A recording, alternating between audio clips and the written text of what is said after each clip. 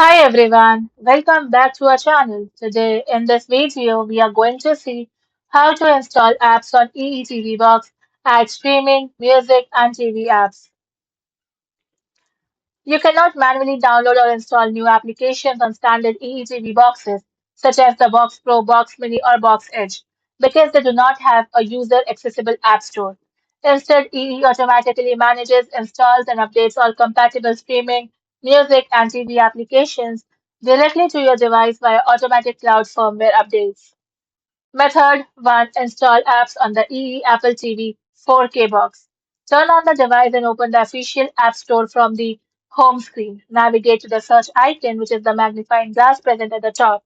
Now type the name of the streaming or music application you want. Select Get or the cloud icon and press the center click pad button to install it. Method 2. Install app using alternative hardware.